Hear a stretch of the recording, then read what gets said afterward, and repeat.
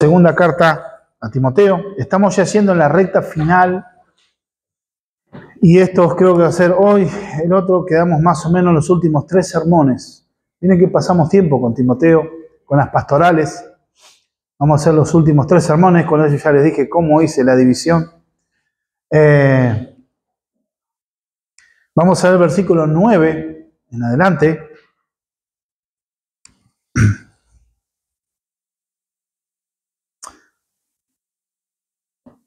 Y una de las cosas que vamos a ver es lo siguiente. El contexto, el anciano apóstol está encarcelado ya en los momentos de su inminente paso a la eternidad y al estar con su Señor Jesucristo resucitado, como hombre y verdadero sirviente del reino de Dios, sigue enfocado en la obra del Señor, tanto en el fortalecimiento de las comunidades inmaduras y tambaleantes, azotadas por diversas luchas, así como en la expansión del Evangelio. No pensando en lo suyo propio, sino en el asunto de los demás. Claro que como hombre conocía las luchas, las tristezas, pero no se dejó gobernar por nada de esto, sino que su meta era Cristo. Era un líder, y como líder cristiano, imitando a su Señor, sabía sufrir. Como dice John Piper, el líder sufre bien. Para el funcionamiento de una corporación, una empresa, cualquiera, ¿no? Una empresa, llámese una persona que ya está tomando 2 o 3 empleados, ya puede ser un microemprendimiento, pero podemos entender a la luz de las Escrituras de que para el funcionamiento de una corporación es fundamental la coordinación de trabajo, distribuir bien las tareas, definir los roles, las metas a desarrollar, proyectar metas a corto, mediano y largo plazo. Esto requiere de una formación de redes de conexiones, un esquema de trabajo y supervisión bien definido. En la Iglesia del Señor, claro está que no es ninguna empresa, pero se requiere para el avance del plan redentor de Dios en esta tierra, que es necesario un liderazgo humilde y enfocado, dispuesto a darlo todo, formando a otros líderes que serán los futuros colaboradores y sucesores. Para esto hace falta cultivar con mucha humildad y convicción en los demás lo que el Señor ha dado por su palabra a través de relaciones personales. El discipulado es el corazón involucrado con el otro. Como dice Miguel Núñez en su libro, Siervos para su Gloria, el líder orgulloso no tolera que otros lideren con él, porque percibe a los demás como una competencia y eso lo hace sentirse amenazado, una y otra vez. Por eso, los líderes orgullosos tienden a liderar solos, no toleran el más mínimo cuestionamiento de parte de los demás o temen que estos pudieran irse de su lado en cualquier momento y levantar una tienda aparte. Dice, la primera vez que formamos un grupo de entrenamiento de líderes potenciales, alguien hizo la siguiente observación. Tienes que ser cuidadoso porque tú los formas y luego se te van. A lo cual respondimos, si eso ocurre, ¡qué bueno! Porque van a ir a otro lugar a influenciar a personas donde quizás nosotros nunca vamos a estar. Gloria al Señor. La formación. Un hombre que pasó su vida formando y hoy necesitaba. Dice la Escritura, vamos a ver el versículo 9 en adelante, procura venir pronto a verme, porque Demas me ha desamparado, amando más este mundo, y se ha ido a Tesalónica. Crescente fue a Galacia y Tito a Dalmacia. Solo Lucas está conmigo. Toma a Marcos y tráele contigo, porque me es útil para el ministerio. A Tíquico lo envié a Éfeso. Trae cuando vengas el capote que te dejé en Troas, en casa de Carpo, y los libros, mayormente los pergaminos. Vamos a decir, pergaminos, o sea, está en la cárcel. ¿Cómo podemos entender? Y el primer encabezado que podemos ver en el versículo 9, separé, el versículo 9 nos habla entre la nostalgia y la expectativa. Segundo encabezado, del versículo 10 al 12, el trabajo comprometido. Y en el último punto, en el versículo 13, el cuidado personal. Procura venirme a ver pronto, o procura pronto venir. Recordemos que Pablo está en una celda que es una cueva tallada en la roca, donde tiene tan solo un hueco de 60 centímetros, donde recibe luz, hay una reja por supuesto, es un lugar húmedo, frío, donde él está siendo atendido solamente por unos pocos hermanos y un hermano en realidad, como lo va a relatar acá. Debemos comprender, hermanos, que está escribiéndole a Timoteo y le está dando como el último parte de sus novedades, ¿no? No había internet, no había WhatsApp, así que las cartas llevaban tiempo. De hecho, ni las escribía él le dictaba a Lucas, que Lucas hace la carta y se la entrega, ¿no? Dice, detrás de darle parte de las últimas novedades en la situación de Timoteo, Pablo, en su postura serena ante su inminente destino, acuérdense que le está esperando la condena de muerte. Aún estaba en una fase previa, eso lo vamos a ver la semana que viene, tenía dos fases los juicios en Roma. Uno era el primer acto, donde se ofrecían evidencias, los discursos, si había abogados, bueno, y después venía la segunda instancia, donde se celebraba la sentencia. Acuérdense que la cárcel no era el castigo en sí en Roma. La cárcel era un lugar de tránsito hasta que salía la condena o salía la liberación. Cuando hablamos de condena, eras ejecutado. Más por los cargos que era acusado Pablo, que era ser un sedicioso, de estar en contra del imperio, por predicar el evangelio. Acuérdense que Jesús, para la justicia romana, fue un sedicioso que fue ejecutado por intentar hacer un levantamiento del pueblo en contra del emperador. Porque esa fue la acusación por lo cual Pilatos lo condenó a la cruz.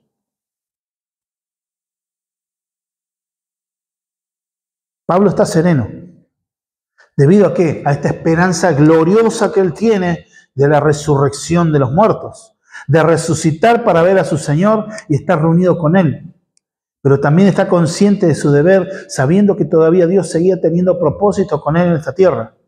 Y no por ser un fiel cristiano, estaba exento de sufrir en su vida. Había sido desamparado y eso pondría una carga más en su corazón, tanto en el servicio, así como los que deberían haberlo defendido en su primera audiencia judicial, lo abandonó. Es un sentimiento, el abandono, es muy profundo el abandono. El sentimiento de abandono es muy profundo.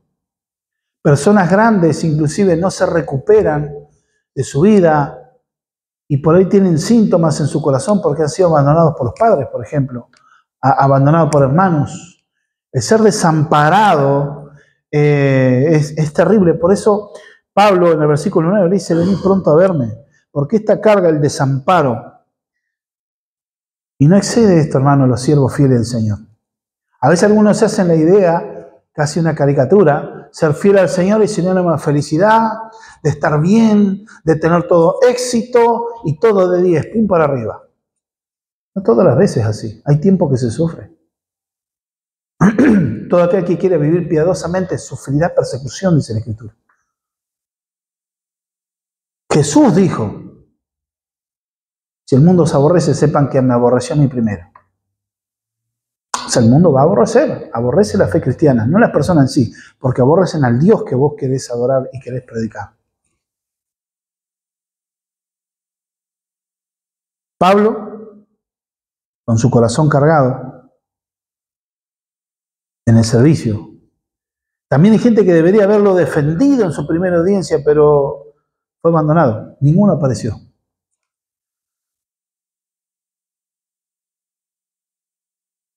Pero él no guarda rencor. A pesar de ese profundo sentimiento de abandono, no guarda rencor. Lo que él hace es ver cómo canalizar lo que le pasa, administrar su corazón a la luz del Evangelio. Él sabe que en la obra del Señor y en el camino cristiano habrá siempre obstáculos, luchas, pero también se encontrará con todo tipo de personas. Creyentes fieles, maduros e inmaduros. Falsos creyentes, infieles e incrédulos, enemigos acérrimos de la fe. Así como en los últimos momentos Pablo desea compartir estos días tan tremendos con alguien que lo conocía, que lo estimaba como un padre en la fe y que él le amaba como un hijo en la fe, su compañero Timoteo. Toda esta carta también última termina finalizándose. Fíjense que viene dirigiendo la iglesia, fortaleciendo a Timoteo, guiándolo para que defienda la doctrina, la palabra, que predique la palabra. ¿Por qué todo eso? Y al último pone su necesidad, planteando su realidad. Él no arranca primero, vení a verme porque no doy más, estoy triste, y bueno, me siento mal porque todo me sale mal, ayúdame, Timoteo. No, al último. Un líder sufre bien. En estos momentos él quiere compartir. ¿Por qué? Porque Pablo no era un superhombre. No era Superman. Era un hombre. Siervo de Dios. Lleno del Espíritu Santo. Sí. Pero también era un hombre. ¿Y sabe qué necesitaba? Un amigo. Necesitaba una persona que esté con él. En un momento que él sabía. Porque ella le había dicho a Timoteo, yo ya estoy listo para ser sacrificado. Ya estoy listo para ser derramado en libación como sacrificio de alabanza y de gratitud a Dios. Tenía claro su condena. Por eso dice, he acabado la carrera, he guardado la fe, he peleado la buena batalla. Ya no queda más nada por hacer, pero aún así Pablo lo espera. ¿Por qué? ¿Él estaba absolutamente solo? No. De hecho, dice más adelante, Lucas está con él. ¿Pero qué quiere decir con eso? No es que estaba absolutamente solo, pero la presión era intensa. Y en esas situaciones es donde se puede ver la calidad de compañerismo cristiano. La iglesia era su familia. En una cueva húmeda, ya esperando el invierno, en ese momento lo invadiría también la nostalgia y deseaba reencontrarse de manera urgente. Dadas las circunstancias, no tenía mucho tiempo para esperar. Es un apremio. Sería como que tenía que estar de urgencia. Sería en este sentido, procura pronto venir a verme. Le está diciendo hacer esfuerzo. Tenía que salir a Roma inmediatamente donde reciba la carta. La leía, tenía que salir. Timoteo está en Éfeso. Cuando le escribe la carta está en Éfeso. Está a varios kilómetros de Roma. Acuérdense que Éfeso es una ciudad que está a unos 800 kilómetros de Estambul, la capital de la actual Turquía. Y de ahí una ciudad costera. De ahí tenía que viajar hasta Roma. Está en Asia Menor y tiene que ir, y no había transporte en avión. Se llevaba el tiempo también de viaje. Que era la vía más rápida, la vía marítima, por supuesto. Pero ¿qué le está diciendo en este sentido? Así una de las cosas que Pablo hace, ya que con esta carta le había enviado su relevo a Tíquico, cuando dice que lo envía a Éfeso era mandar su relevo.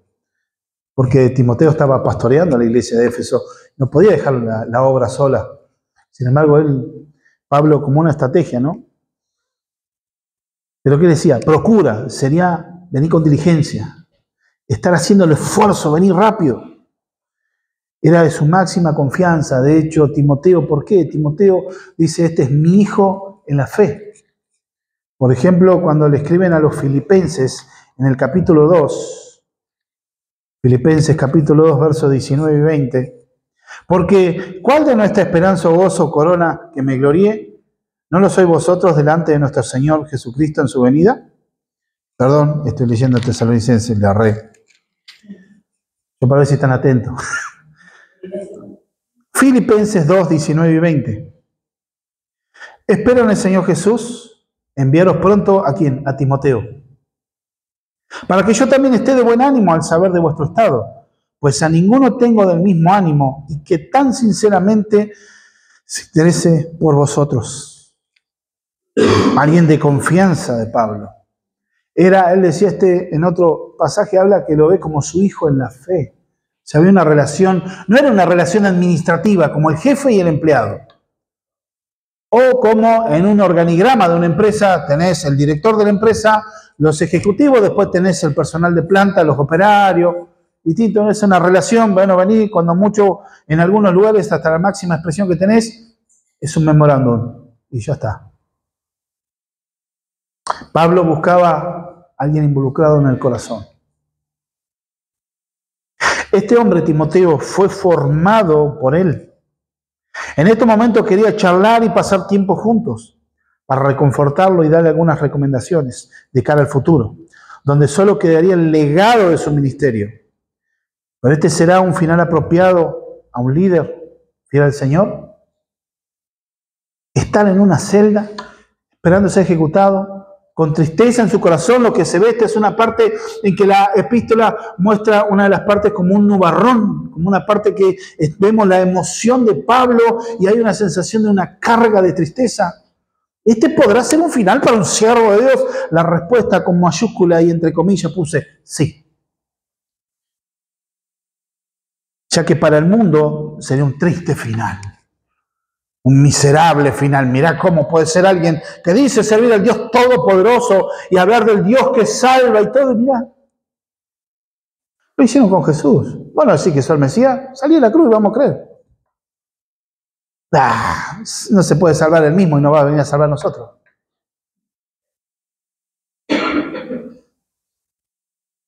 Pero para el creyente fiel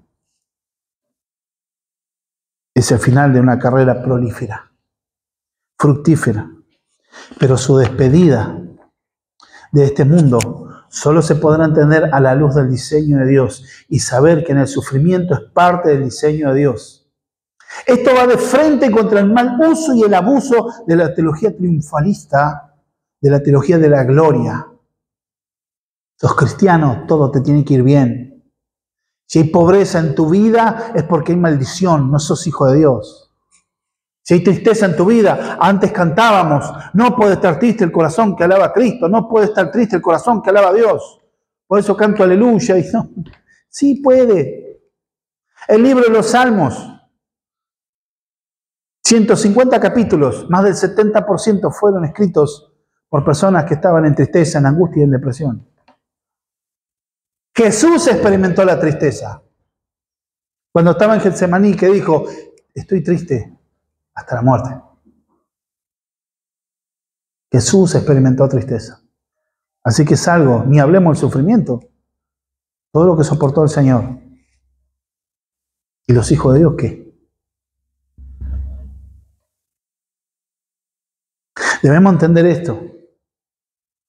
Cristo experimentó tristeza y muchos otros más. Hoy en día necesitaba un amigo. Pablo necesitaba un amigo. Y sabía que Timoteo acudiría.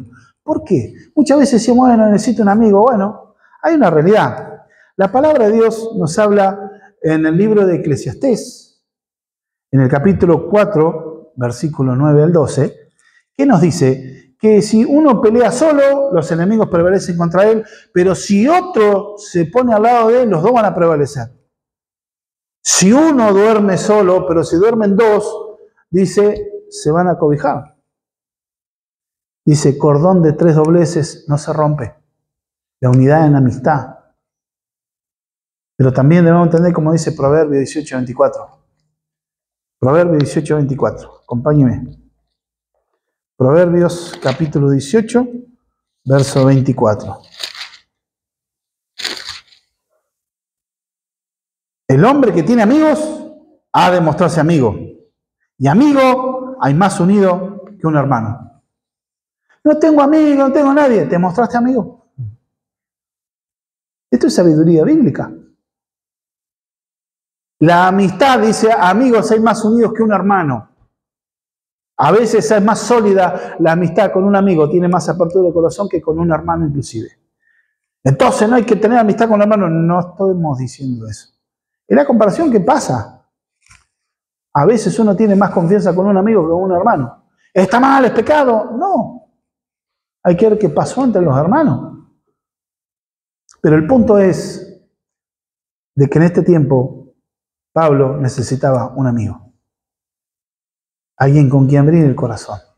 Pero él habla con alguien que él formó. Porque cuando habla que es hijo en la fe, es porque Timoteo vino a los pies del Señor a través del ministerio de Pablo. Cuando Pablo estuvo predicando en Listra, la ciudad de donde era él, su mamá y su abuela creyeron en el Evangelio y él creyó el Evangelio. En la ciudad donde él lo dejaron apedreado junto con Silas y lo dejaron tirado porque pensaron que estaban muertos. Se levantaron, se sacudieron, fueron a otra ciudad a predicar. Después que se fueron a otra ciudad, de ahí volvieron, pegaron la vuelta y vieron el fruto de la predicación, que estaba la familia de Timoteo. Y Timoteo fue formado por él.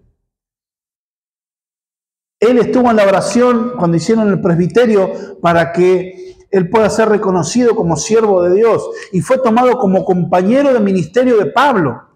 Lo acompañó muchos kilómetros. Pasó muchas situaciones, muchos desvelos, ayunos, persecuciones, frío, hambre. Entonces, ¿qué pasa? Timoteo era alguien de confianza que conocía a Pablo y Pablo lo formó. Lo que conocía de la teología, lo que fue formado Timoteo, lo recibió de Pablo. Esa relación como de padre a hijo. Entonces, ven pronto a verme, había una prontitud.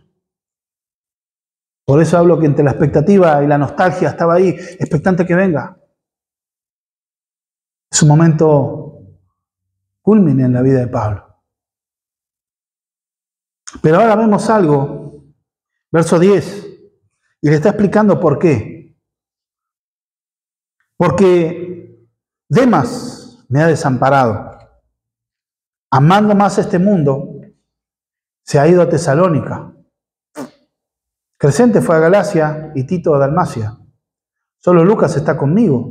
Toma Marco y tráele contigo porque él me es útil al ministerio. A Tíquico lo envié a Éfeso. Pero ¿qué dice? Porque Demas me ha desamparado. En la explicación de la urgencia, ocurrió algo en un supuesto hermano y compañero en el momento de la presión. Esta persona, en el momento de la presión de las pruebas, mostró realmente su corazón. Lo desamparó. No está diciendo, bueno, nos vemos, Pablo, y bueno, Dios te bendiga. No, no. Se borró. ¿Saben cuándo? Con el juicio. Está bien. Hay una lógica. El estar relacionado con Pablo en ese momento significaba que vos cualquier momento podías ser puesto en la cárcel con Pablo.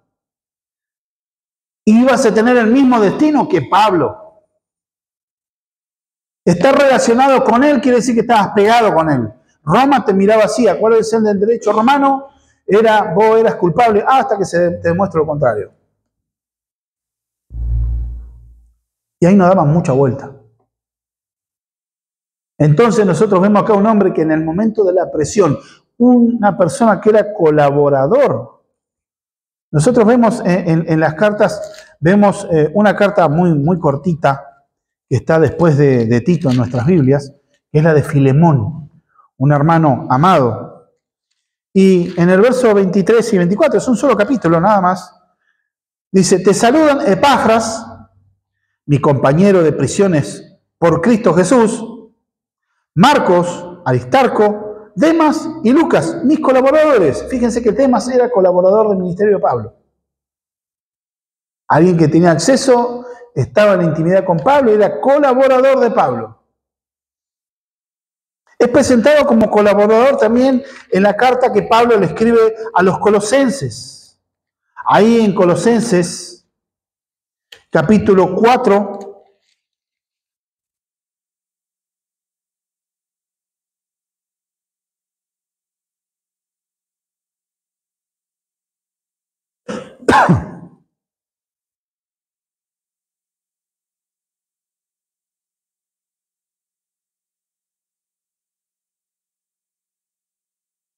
donde nosotros vemos cómo participaban a veces en las tribulaciones.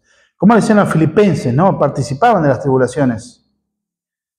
Decía, sin embargo, bien hiciste participar conmigo en mis tribulaciones.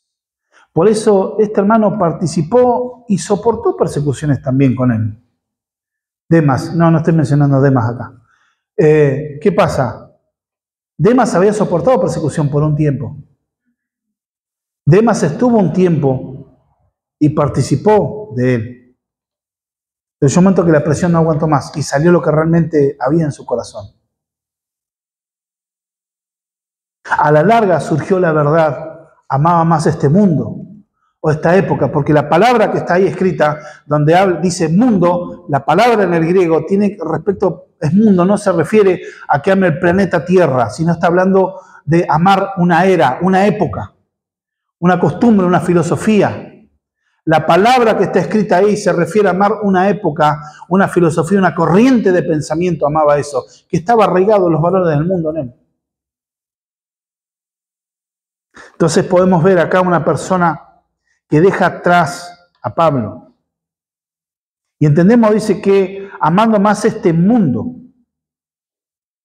o esta época, cuyo Dios es el enemigo del reino de Cristo, es el maligno, y su obra es cegar al incrédulo para que no resplandezca la luz del Evangelio. ¿Qué dice la Escritura? 2 Corintios 4:4. Mas el Dios de este siglo, que sería la misma palabra, se aplica ahí, el Dios de este siglo, cegó el entendimiento de los incrédulos para que no les resplandezca la luz del Evangelio. Hay una ceguera espiritual. Por eso la persona no puede creer, a menos que Cristo te quite esa ceguera. La persona no puede creer, no quiere creer, es ciego, no ve a Cristo, no ve el Evangelio, no lo entiende, porque no es cuestión de ser inteligente, es la obra del Espíritu Santo. Pero el Dios de este siglo es el Dios que estaba adorando Demas. Una persona que estaba al lado colaborando de Pablo. En los papeles un creyente, aparentemente nacido de nuevo. Estaba en el ministerio. ¿Cómo? Sin embargo, ¿cómo Dios? ¿Y dónde está el discernimiento de Pablo? No vamos a conjeturar en eso. Dio muestras de que podía servir a Dios. Había un propósito, seguramente. Dice que se fue a Tesalónica, así que posiblemente él era oriundo de ahí, de Tesalónica. Huyó del peligro, desamparando o dejando atrás a Pablo. O sea, no es solo, bueno, nos vemos, Dios te bendiga. No, es como que Pablo se dio vuelta a ver dónde está Demas y Demas, ¿dónde está? Salió corriendo. Lo desamparó. Lo dejó en una situación muy difícil y comprometida en el juicio que estaba en el tribunal. Encima de la capital del imperio, estaba en el medio de la boca del lobo. Pero todo había un propósito. Demas amó más este mundo.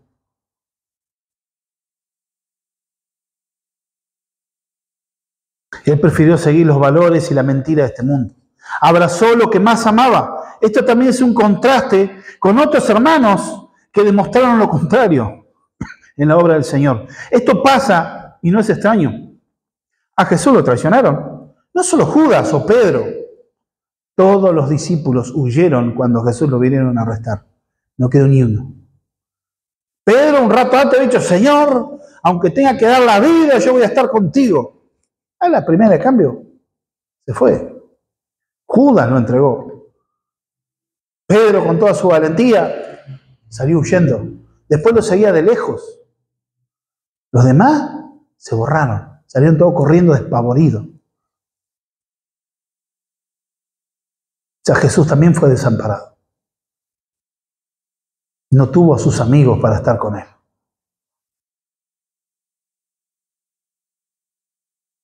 Inclusive el desamparo, en la hora más oscura, enfrentó su destino solo, hasta sufrió el desamparo del Padre. Por eso él en la cruz meditaba y decía, Dios mío, ¿por qué me has desamparado? Porque el Padre no tolera pecado en su presencia. Y su santidad le daba repugnancia ver a su Hijo amado, pero donde él estaba recibiendo la descarga de todos los pecados. Entonces en esa descarga del pecado que vendría por aquello que él salvaría, esa carga de ese pecado lo hacía aborrecible a los ojos del Padre. Y el Padre por un instante tuvo que apartar la mirada de él. Por un instante, en la eternidad se cortó la comunión entre el Padre y el Hijo. Y Jesús experimentó eso en la cruz solo. Él conoce el desamparo.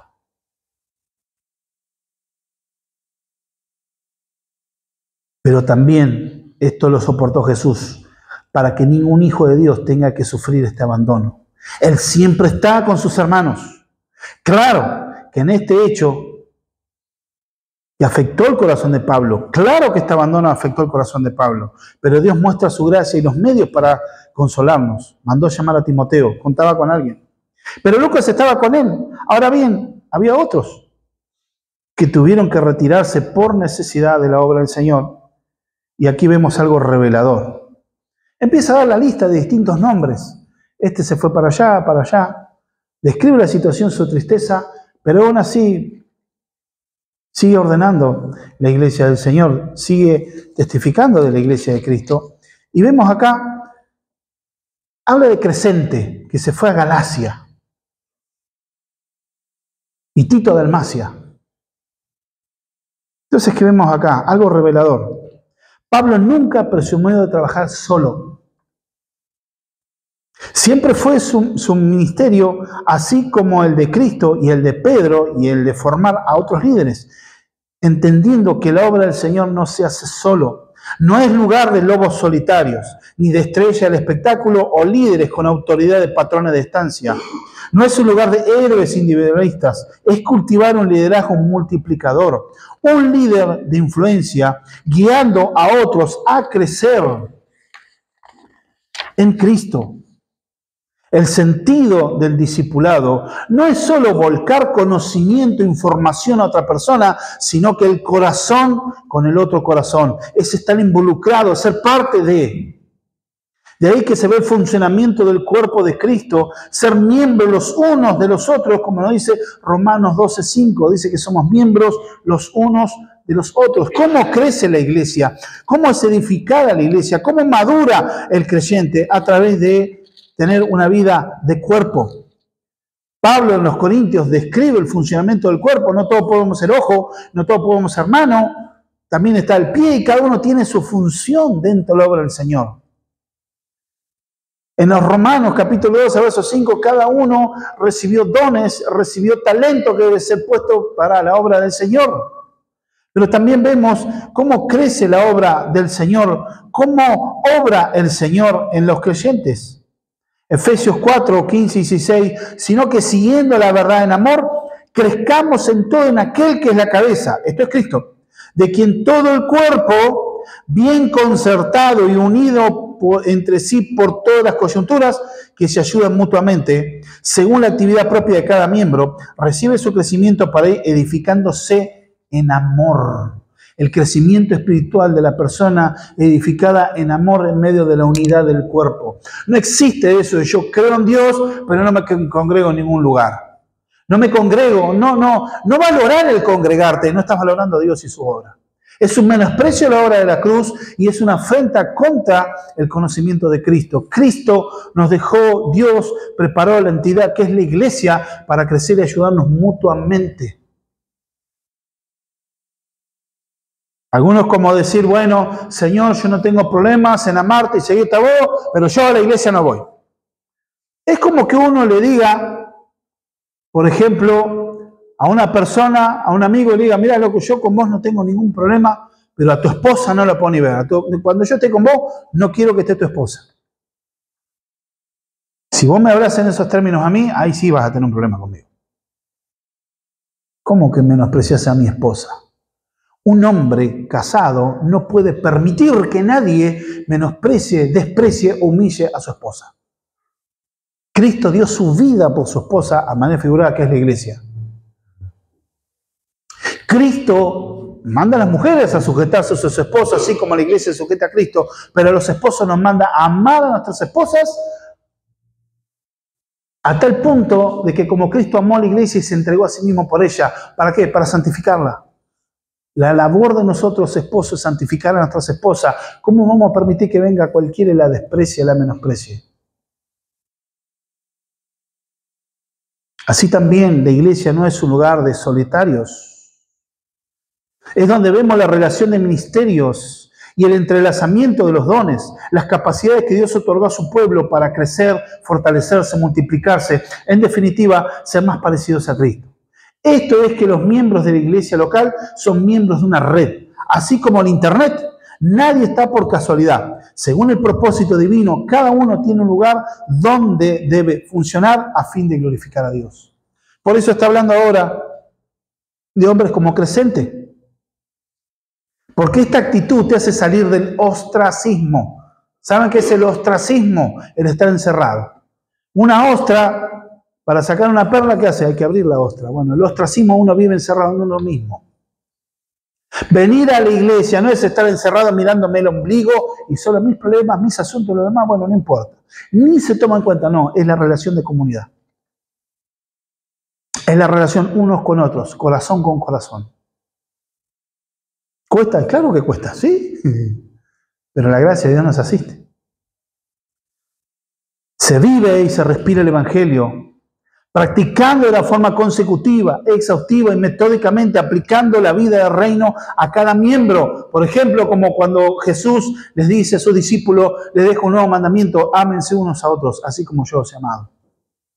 ¿Cómo lo voy a practicar si estoy solo en mi casa? Ah, no, yo voy a ser alimentado por el Señor, miro en internet, los mejores predicadores. Pero ¿qué pasa? Eso no es lo mismo. Dios nos manda a tener relación de cuerpo.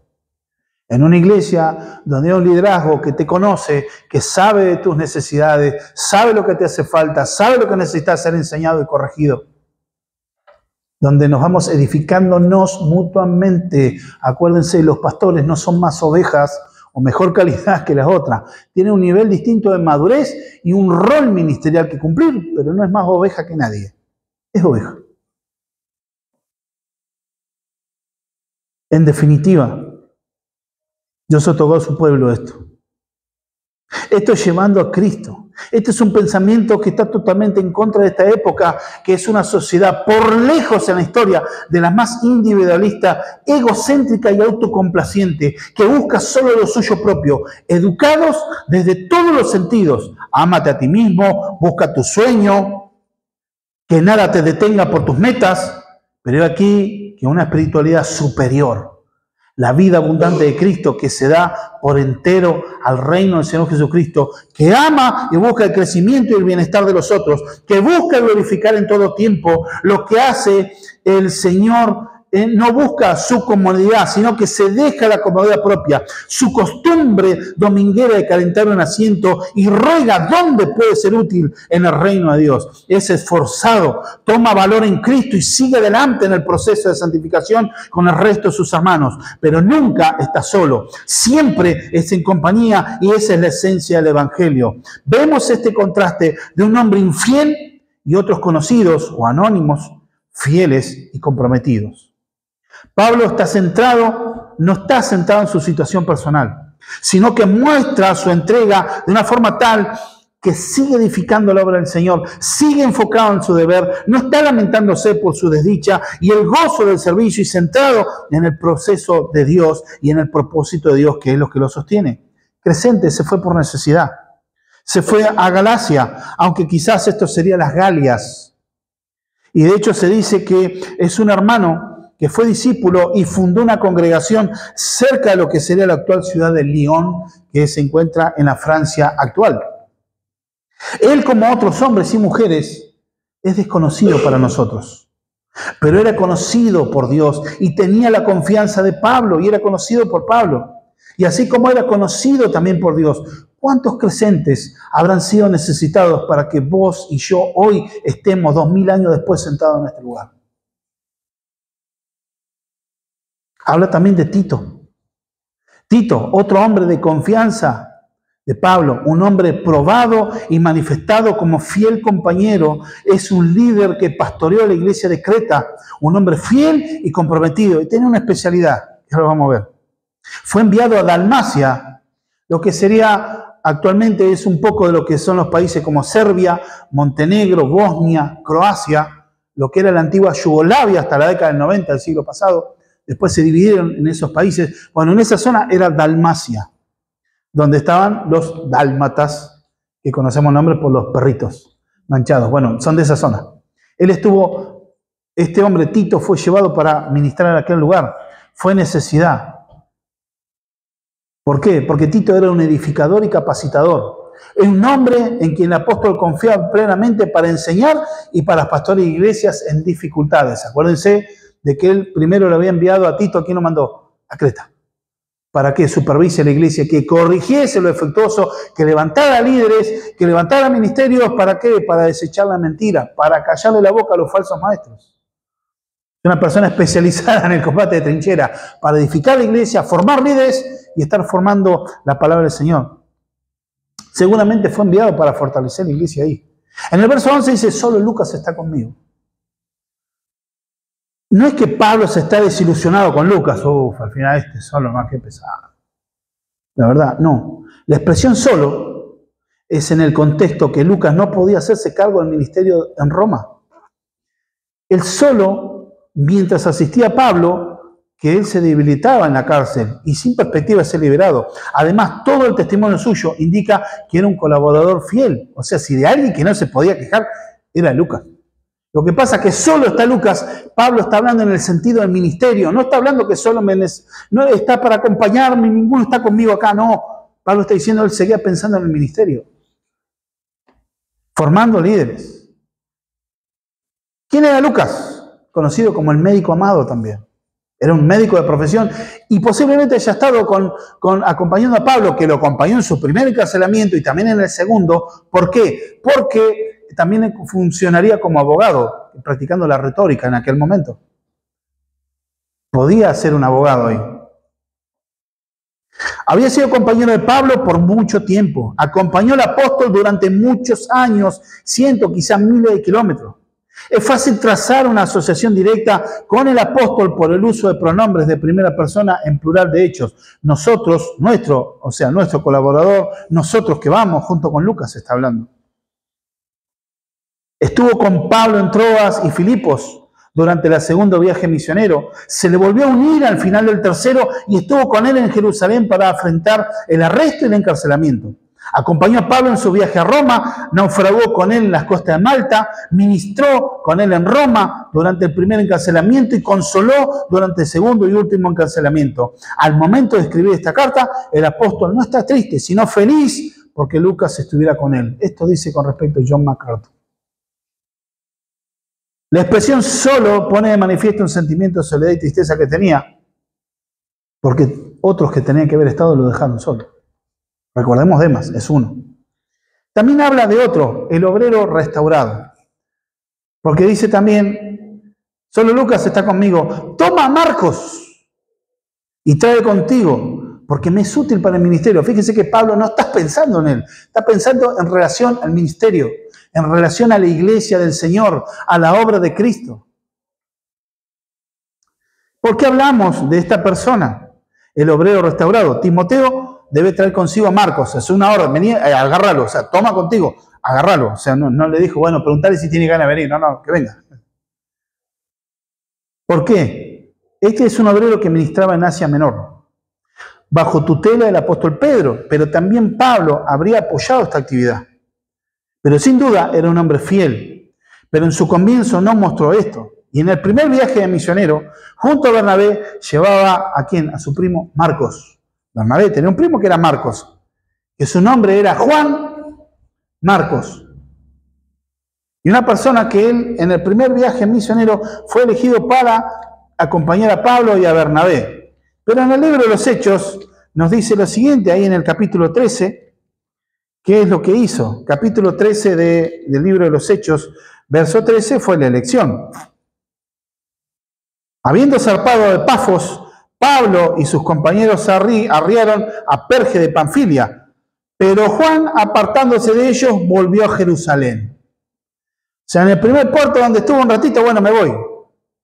El viaje misionero no era ir a un puerto, viaje turístico, después no, era hacer toda una gira. Sin embargo, él se fue, está bien, listo, te querés ir, andate. Pero después resulta que Bernabé, su primo, lo quiso llevar otra vez en otro viaje. Y en el capítulo 15, versos 37 al 39, dice así lo siguiente, ¿y qué es lo que provocó este muchachito? Y Bernabé quería que llevasen consigo a Juan, el que tenía por sobrenombre Marcos, pero a Pablo no le parecía bien llevar consigo al que se había apartado de ellos desde Panfilia y no había ido con ellos a la obra. Y hubo tal desacuerdo entre ellos que se separaron el uno y el otro. Bernabé, tomando Marcos, navegó a Chipre. Hasta hubo una división ministerial por Marcos. O Marquito. Uno diría, este es un prototipo que no sería obrero. ¿Cómo Pablo lo va a tener? Pero pasó el tiempo. Y eso ya había quedado en el pasado. Porque él en el servicio de Dios mostró su valía, mostró su compromiso. Marcos creció espiritualmente y sirvió fielmente en la obra del Señor. Y ya era presentado como colaborador, inclusive en otras cartas, como de Pablo mismo también. Lo presenta en otras cartas como colaborador. De hecho, fue el amanuense de Pedro para escribir el Evangelio. El que nosotros hoy tenemos, el Evangelio de Marcos, Tiene su nombre, que era en una situación, no es que el hijo hizo plagio, sino que era normal en aquella época. Puso su nombre, el Evangelio de Marcos, pero en realidad es el Evangelio de Pedro. Él fue el amanuense, lo que se llama el que escribió el dictado. Pedro iba relatando el Evangelio y Marcos lo iba escribiendo. Fíjense, esa bendición tuvo y esa tal autoridad que su Evangelio forma parte del canon bíblico. Fíjense si Dios nos restauró. Tuvo el privilegio de escribir uno de los evangelios sinópticos. Entonces mostró que era digno de confianza de Pablo y para ser tenido como útil en la obra, o sea, no para el servicio personal, era para acompañar a Lucas y aliviar la carga de la obra en Roma. Era útil. Traelo porque es útil. El verso 12 nos dice, a Tíquico lo envié a Éfeso. Estos son un montón de nombres, piensen las chicas para sus hijos, tienen lista de nombres, Crescente, Tíquico. El mensajero fiel. Tíquico era alguien que era posible que él mismo haya llevado las cartas a Colosas, la carta a Tito y a Éfeso. Tenía un don de servicio, como habla Romanos 12:7. Aquel que tenga don de servicio, úselo. Muchos dicen los dones, muy espectacular, el don de servicio, una persona que está dispuesta. ¿Qué hay que hacer? Hay que llevar una carta. Hay que hacer una limpieza, hay que hacer un mandado, hay que visitar a un hermano, hay que estar un corazón de servicio, con ánimo de dar, hay que pintar, hay que hacer, ¿qué hay que ir a predicar en la esquina? Hay que visitar un hospital, bueno hermano, yo acá estoy, ¿qué hay que hacer? ¿Se hace un almuerzo, una cena? ¿Qué puedo hacer? ¿Acomodo una silla? Esas personas inquietas, pero con anhelo de servir, pero de brindar servicio, no de figurar. Este era un mensajero fiel. Fue enviado a llevar esta carta inclusive a Timoteo, y ser su reemplazo, o sea que Tíquico no era cualquiera, no era tan solo el carterito, no, fue a llevar y tenía que ser el reemplazo, por lo cual la obra en Éfeso no quedaba desamparada, sino que seguía adelante. Esto nos muestra que la obra del Señor, que la obra es del Señor, y el Señor no deja huérfano a los suyos, Él edifica su iglesia. Así también Timoteo quedaba liberado de sus obligaciones para acudir a ver a su amigo y mentor. Ya leíste la carta, bueno, listo, a partir de ahora la iglesia tendrá que acostumbrar, pero a partir de ahora, hasta que vos vuelvas, yo voy a estar funcionando como el anciano en esta iglesia. Y el último, lo que vemos acá, Carpo.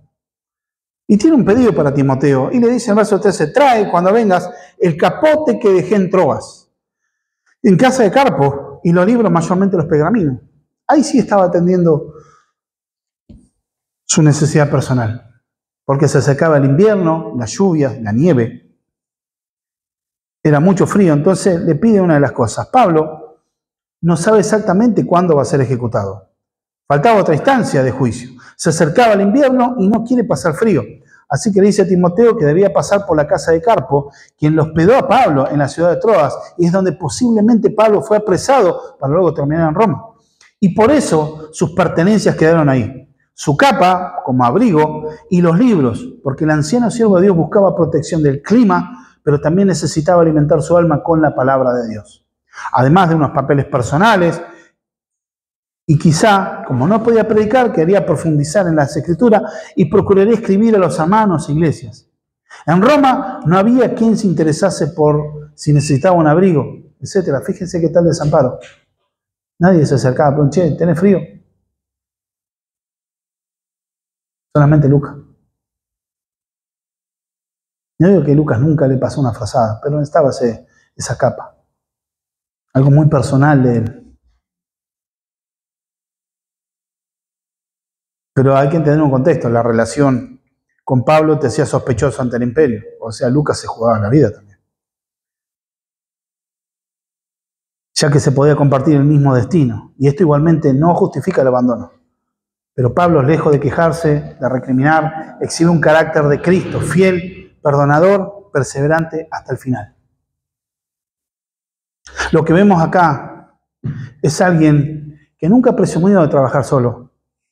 Es una persona que vemos que la obra del Señor sigue a pesar de las circunstancias, seguía trabajando ordenadamente. ¿Cuál es el punto? Aún en medio de la tristeza, la necesidad, el líder seguía sirviendo a Dios hasta lo último. Vemos el avance del reino. ¿Por qué? Porque Pablo no es Cristo. La piedra fundamental de la iglesia no es Pablo, es Cristo. Una aplicación. Nos dice John Piper, finalizando. La vida piadosa que agrada a Dios traerá persecución. Así que no es de extrañarse, no es ajeno al Evangelio, dice John Piper, es el camino donde se pierde la vida por causa del Evangelio. Piedad es estar tan cautivo por Dios, tan satisfecho con Dios, tan lleno de Dios, tan motivado por Jesús que usted vive en una manera que la única explicación para su vida es la promesa que Dios le levantará entre los muertos. Nunca seremos la iglesia de Cristo hasta que decidamos correr riesgos que solo puedan ser explicados por la resurrección de los muertos. Esa es la única manera en que seremos la iglesia que debemos ser y culminar la gran comisión. El Evangelio es la noticia de la paradoja. Yo quiero tener vida, la pierdo por causa de Cristo. No quiere decir el movimiento de suicida ni buscar deliberadamente la muerte, pero vamos la muerte al yo, a mi egoísmo, rendir a mis deseos, mis pasiones, lo que yo quiero en contra de mi voluntad inclusive, pero disponerlo para hacer la voluntad de Dios. Decir, como decía Pablo en la carta a los Gálatas, capítulo 2, verso 20, con Cristo estoy juntamente crucificado, y ya no vivo yo, sino es Cristo que vive en mí. Y lo que hoy vivo en la carne, lo vivo en la fe del Hijo de Dios, que me amó y se entregó a sí mismo por mí. ¿Por qué te metes tanto? Como me decían, te van a lavar la cabeza, vas a ser usado, manipulado. La motivación es Cristo. Lo único que justificaría es ver la vida eterna. Es lo único, es estar lleno de Cristo. Te pregunto, ¿estás buscando ser útil al Señor que te salvó? ¿Cómo encarás tus dificultades? ¿Con gozo, esperanza o gritando y con un corazón quejumbroso? La queja y la queja, ¿cómo encarás? ¿Cómo aplicamos el Evangelio en el medio de las angustias nuestras?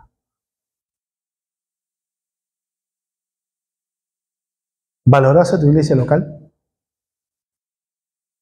¿Estás buscando ser de impacto y utilidad al reino de Dios?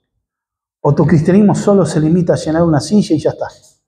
El reino de Dios no funciona en parálisis, sino en movimiento. Pero todo es en el poder y bajo la guía del Señor. Te aliento, mi hermano y mi hermana, que te pongas a disposición del Señor para servirle, ya que no hay nada más hermoso y más maravilloso que servirle a Él. Pero es en el poder del Señor, no es en tu fuerza. Hay gracia y restauración para servir al Señor. Lo vimos en la vida de Marcos. Que el fracaso del pasado no te paralice ni detenga. Confía en la gracia restaurada del Señor. ¿Qué esperas para servir a Dios? Iglesia, despertá. No esperes una señal como un rayo o algo así. Es tu corazón que debe abrazar la causa del Evangelio y en su poder procurar estar en el servicio del reino, sin dudar, mirando hacia adelante. Que no te distraiga las tentaciones de este mundo, el pecado, la comodidad. Siempre con las manos puestas en el arado, mirando hacia adelante, centrados en Cristo, el autor y consumador de la fe. Siendo el gozo de la salvación tu fortaleza en todo tiempo, en los buenos, así como en las tormentas de la vida. Clama a Él y Él te responderá. Recordá todo lo que ocurre en nuestra vida es para su gloria y termina siendo para nuestro bien. Aunque por un tiempo debemos ser atribulados. Así es decir a Pablo, esta breve tribulación momentánea produce en nosotros cada vez más eterno y excelente peso de gloria. Esta tribulación momentánea no tiene pero nada que asemejarse a la gloria venidera que tenemos prometida. Jesús dijo, yo les doy vida y vida en abundante, yo no la doy como el mundo la da. Así va mi paz. La paz que yo les doy no las da el mundo. Es una paz que te trae satisfacción en Él. Es la paz del perdón que Dios te da. Solo en Él hay salvación. Esto no es por venir y sentarte y practicar la religión evangélica. Es porque has rendido tu vida a Cristo. Has entendido que el pecado gobernaba tu vida y que te tenés que rendir para buscar a Él como tu Señor y tu Salvador. Y si Cristo es tu Salvador, que puedas poner tu vida a su disposición. Y yo no puedo y yo no tengo. Nadie dijo que va a tener que estar capacitado. Dios capacita a los que llama. Solo en Cristo hay salvación. Si hoy te encontrás que realmente no sos creyente, no dejes pasar el día de hoy. Dice la Escritura, el tiempo se ha cumplido, el reino de Dios se ha acercado. Arrepentido y cree en el Evangelio. Arrepentite y cree de todo corazón en Cristo como tu único y suficiente Salvador. Rendí tu vida a Cristo y vive la vida abundante que Dios tiene para ti. Es el trabajo en conjunto, la unidad. ¿Qué vemos a Pablo? Pablo lo vemos trabajando esforzadamente aún en la cárcel. Él sabía sufrir, canalizaba el sufrimiento, se centraba. El punto es, él seguía sirviendo y la iglesia seguía marchando. El punto es confiar de que Dios sigue sosteniendo su iglesia a pesar de las tormentas y vemos a Dios en las circunstancias difíciles. Pero debemos ser fieles. Pero nunca es con tu fuerza, es con Él. Vamos a orar, hermanos. Bendito Dios y Padre, oramos en esta mañana. Te encomendamos, Señor, nuestras vidas para que seamos guiados por tu Espíritu Santo. Para que seamos guiados, Señor, en tu verdad, en tu eterna verdad y en tu misericordia y en tu gracia, ministrando nuestros corazones.